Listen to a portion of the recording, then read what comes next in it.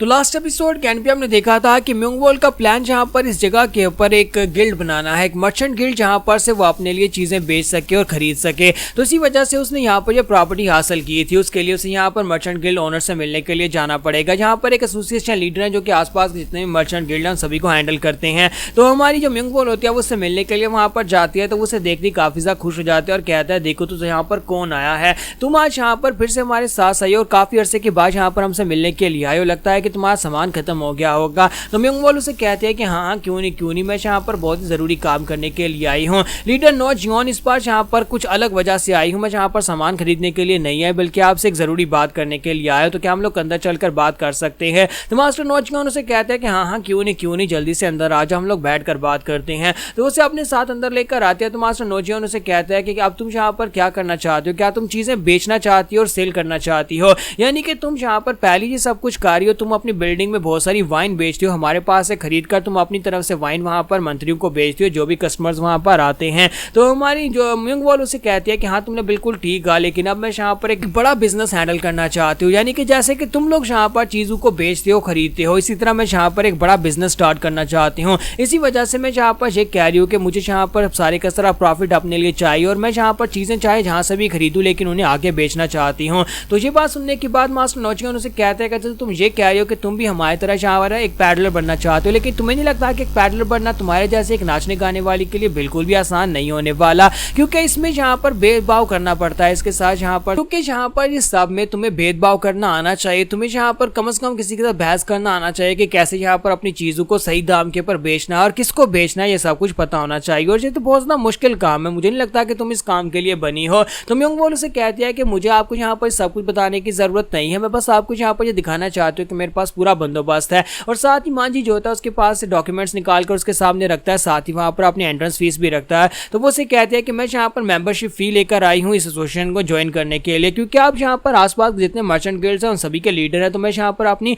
Fees जमा करवाने के लिए आया, क्योंकि मैं यहाँ पर अपना एक गिल्ड बना रही हूँ। बहुत ही जल्दी सरकारी प्रॉपर्टी के ऊपर मेरा अपना एक गिल्ड का बनकर तैयार हो जाएगा और वहां पर से मैं चीजों को हैंडल करूंगी। मुझे बस यहाँ पर एंट्री चाहिए और मुझे लगता है कि आप यहाँ पर मेरी एंट्री को बिल्कुल मना नहीं करने वाले, क्योंकि मेरे पास यहाँ पर ऊपर से ऑर्डर्स हैं। मुझे लगता है कि मास्टर नो जियोन अब यहाँ पर आप मेरी बातों को समझ गए होंगे कि मैं आपसे क्या कहना चाहती हूँ। मैं यहाँ पर अपना एक मर्चेंट गिल्ड बनाना चाहती हूँ और मैं खुद यहाँ पर उस मर्चेंट गिल्ड के लीडर बनना चाहती हूँ। तो ये बात सुनने के बाद यहाँ पर ये बात जंगल की आग की तरह फैल जाती है, सभी लोग इस बात से काफी ज्यादा हैरान होते हैं। हालांकि आम लोग जो होते हैं वो यहाँ पर इस बात से ज्यादा लोगों को इस बात से फर्क नहीं पड़ता, जो आम गरीब लोग होते हैं, क्योंकि उन्हें इस बात से फर्क नहीं पड़ता अगर एक नाचने गाने वाली यहाँ पर अपना एक मर्चेंट गिल्ड बना लेती है। औरतें इस बात से बहुत ज्यादा खुश होती है, क्योंकि उन्हें पता है कि ये औरत म्योंगवॉल जो है ये खुद भी फैशन की बहुत बड़ी दीवानी है, तो इसके पास से कम मेकअप का सामान और दूसरी ज्वेलरी और ड्रेसेस वगैरह बहुत ही कमाल की और फैशनेबल और ब्रांडेड मिलने वाली हैं। तो औरतें तो यहाँ पर इस बात से बहुत ज्यादा खुश हैं, लेकिन मर्द जो है उन सभी की बातें जो है वो मिली जुली हुई हैं।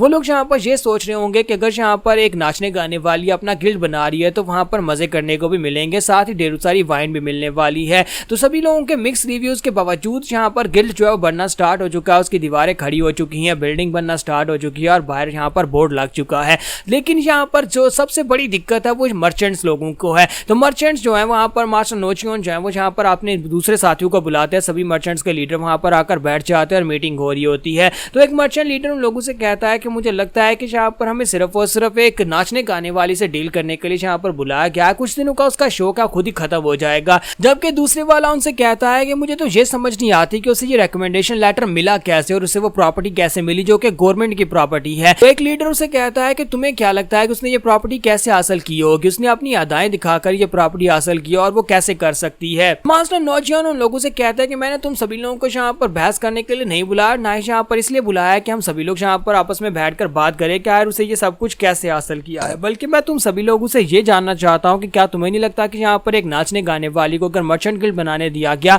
तो फिर हम सभी लोगों को कितनी बड़ी दिक्कत हो सकती है। तो उनमें से एक कहता है कि मुझे तो यहाँ पर इस बारे में बिल्कुल भी कोई दिक्कत वाली बात नहीं लग रही। तो दूसरा उसे कहता है कि वो तो सिर्फ एक लड़की है और तुम्हें लगता है कि वो यहाँ पर बिजनेस चला सकती है। तो तीसरा उसे कहता है कि हाँ मुझे लगता है कि वो यहाँ पर ऐसा बिल्कुल भी नहीं कर पाएगी, बस 1 साल और उसके बाद खुद ही यहाँ पर बिजनेस ठप करके वापस अपने नाचने गाने के काम पर चली जाएगी। मास्टर नो जियोन उन लोगों से कहता है कि लगता है कि तुम सभी लोगों के दिमाग खराब हो गए, तुम सभी लोग अपने अपने गिल्ड के लीडर हो, काफी अरसे से इतने अच्छे पैसे वाले बनकर बैठे हुए, इसी वजह से तुम सभी लोगों को इस बात का बिल्कुल भी ध्यान नहीं है कि वो लड़की यहाँ पर क्या कुछ कर सकती है। हम लोग यहाँ पर म्योंग वॉल की बात कर रहे हैं। म्योंग वॉल जिसके बारे में हम लोग बात कर रहे हैं वो एक बहुत ही कमाल की नाचने गाने वाली है।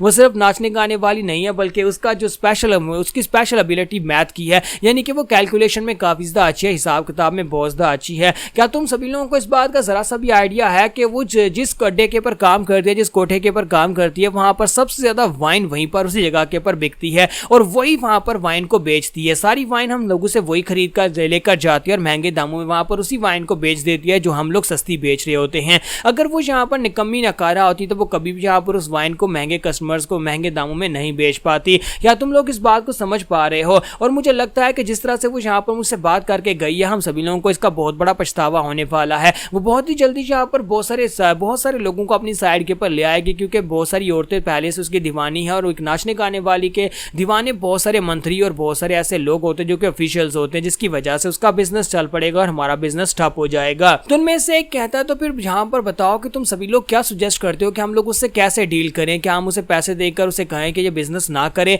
तो उनमें से एक लीडर उसे कहती है कि तुम्हें यहाँ पर अच्छी तरह से पता है कि हम में से कोई भी यहाँ पर जिसके हाथ साफ हुए, हम में से ऐसा कोई भी नहीं है। हम लोग इस लेवल तक सिर्फ और सिर्फ बिजनेस करके नहीं पहुंचे, बल्कि हम लोग खून खराबा करके पहुंचे हैं। हम लोगों ने बहुत ज्यादा मेहनत की है, तब हम लोग जाकर इस जगह के ऊपर पहुंचे हैं, इस लेवल पर, इस कुर्सी के ऊपर बैठे हैं। तो मास्टर नौजवान जो होते हैं वो उनसे कहते हैं तो मैं तो यहाँ पर यही कहूंगा कि असैसिन्स को बुलाते हैं और उसको मरवा डालते हैं। इसके साथ ही नेक्स्ट सीन जो होता है अगले दिन का दिखाया जाता है, जहाँ पर हमारी जंगा जो होती है वो उन ट्रेल्स को फॉलो करते हुए जंगल में पहुंच जाते हैं। जब वो जंगल में पहुंचते हैं तो वहां पर हमारे मास्टर जो होते हैं, मास्टर हान रियोंग हमारे चोन वैंग को प्रैक्टिस करवा रहे होते हैं और उन्होंने उसकी टांगे उठा रखी होती है। और हमारी जंगा वहां पर जाने के बाद देखकर काफी हैरान हो जाती है और कहते हैं कि यहाँ पर क्या चल रहा है। तो मास्टर हान रियोंग जो होते हैं हमारे चोन वैंग से कहते हैं कि देखो तुम्हारी लवर यहाँ पर आई है। चोन वैंग कहता है कौन यहाँ पर मेरी लवर है? ये मेरी लवर नहीं है, आप इसको मेरी लवर क्यों कह रहे हैं? तो जंगा भी वहां पर आने के बाद कहते हैं कि हाँ मुझे लगता है कि आपको कोई गलत फहमी हुई है, मैं तो बस यहाँ पर ये देखने के लिए आई थी कि आज यहाँ पर उस जगह के ऊपर फाइट किसने की, म्योंग वॉल की प्रॉपर्टी के ऊपर किसने फाइट की और उसके बाद जख्मी हालत में भागता हुआ जंगल में आ गया।